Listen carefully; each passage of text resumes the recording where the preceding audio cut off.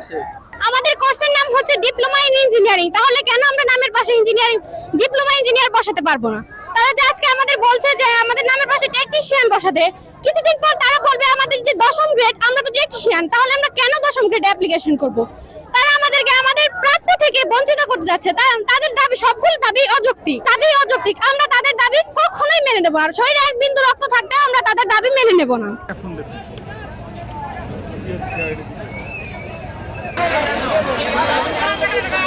এই যে বিএসসিরা যে 3 দফা দাবি যে রিট করছে, এই 3 দফা দাবি তাদের পুরোটাই অযৌক্তিক। তাদের এই 3 দফা দাবি একটা অক্ষরও যৌক্তিক না।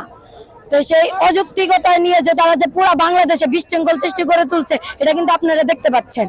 কিন্তু এই 10ম গ্রেড হচ্ছে শুধুমাত্র ডিপ্লোমা ইন ইঞ্জিনিয়ারদের জন্য। তারা কেন 9ম গ্রেড থেকে 10ম গ্রেডে আসতে চাবে?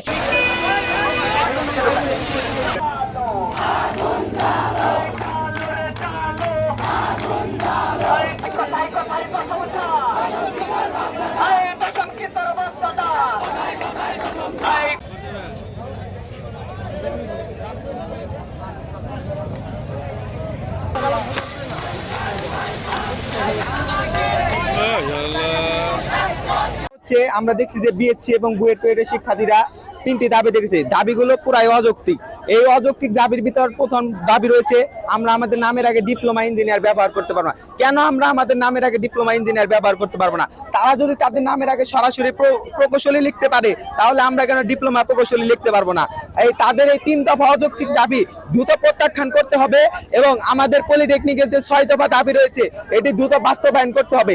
এই দাবি বাস্তবায়ন না হওয়া পর্যন্ত এবং তাদের 3 দফা অযৌক্তিক দাবি প্রত্যাখ্যান না হওয়া পর্যন্ত আমরা রাজপথে অবস্থান নিয়েছি, রাজপথে থাকবো।